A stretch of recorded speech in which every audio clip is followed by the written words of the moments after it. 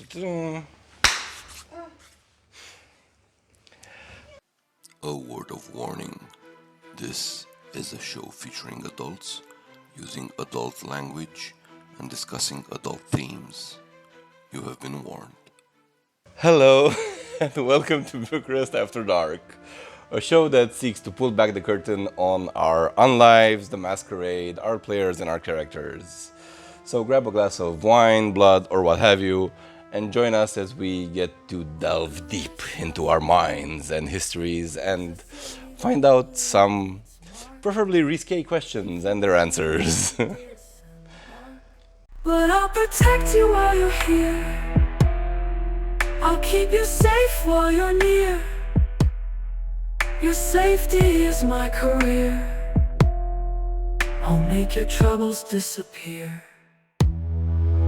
Bucharest After Dark is a city that will leave its mark. If you're brave enough to disembark, I'll be your guide and your patriarch.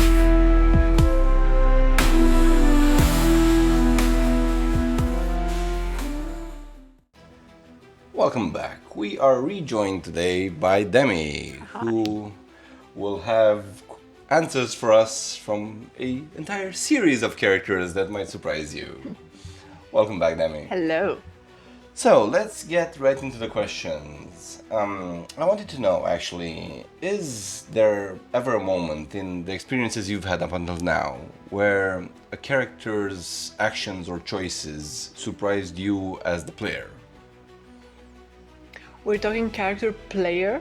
Yes, Or, like a moment from the table that somebody did in character that took you by surprise. Well, you sacrificing yourself was a big surprise. Not a pleasant one. Or we're talking about Marius. the Marius and the session that was not filmed, so you'll get to learn more about that soon. Other than that, any other moments that might stand out to you? I think this one has ruined all the rest. Very high praise, thank you for that. The trauma. And then, again, this question might have been hinted at before, or your answer might have been hinted at. Do you ever find it hard to separate your character's feelings from your own? Yes. Elaborate. How many times do I have to cry for you to get it? I am the personification of bleeding. Very fitting in a show about vampires. Then let's take it a bit in another direction. From everything you've experienced so far, what's your favorite part about role-playing with this group? With our small coterie? What do you get out of it? I like that we can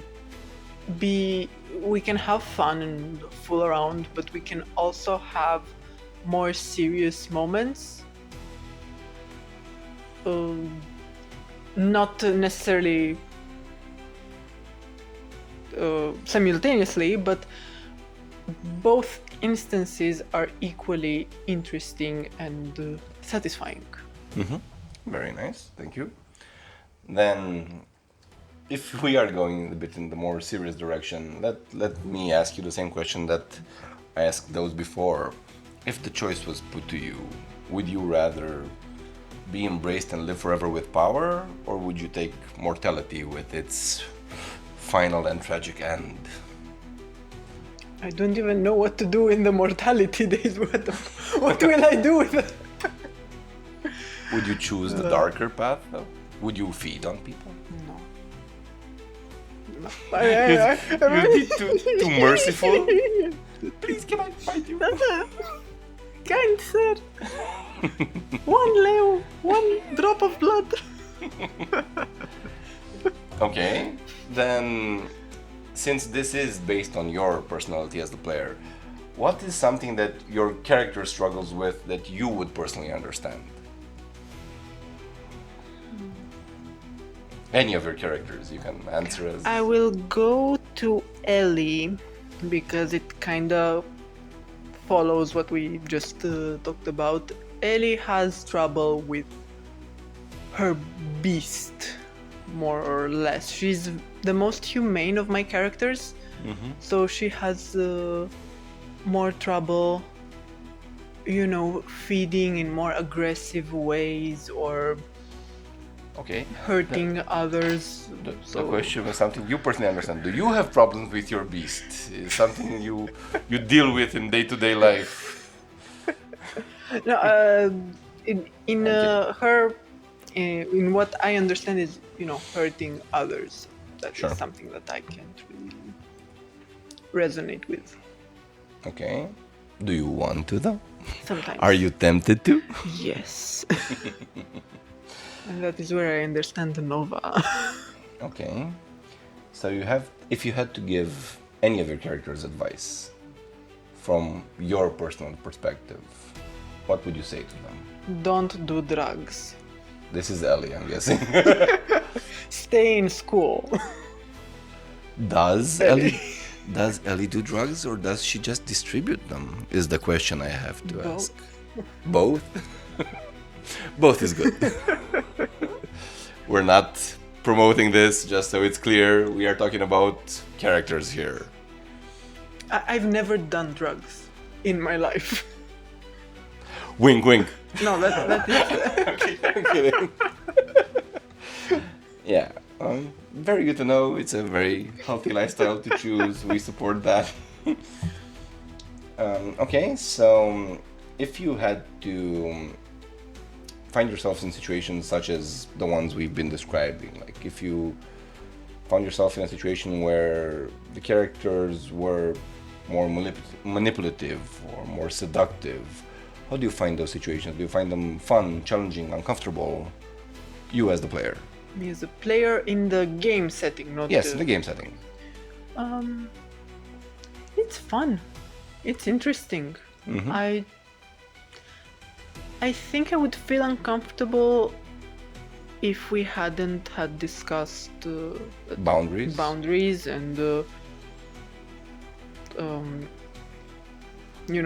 I didn't expect it at all Okay. that this would happen.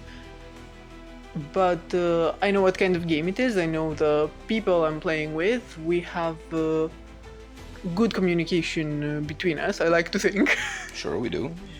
We also trust each other to a Yes, certain extent. so everything is safe, everything is in the terms that we have set. It's And I how just sit back and enjoy.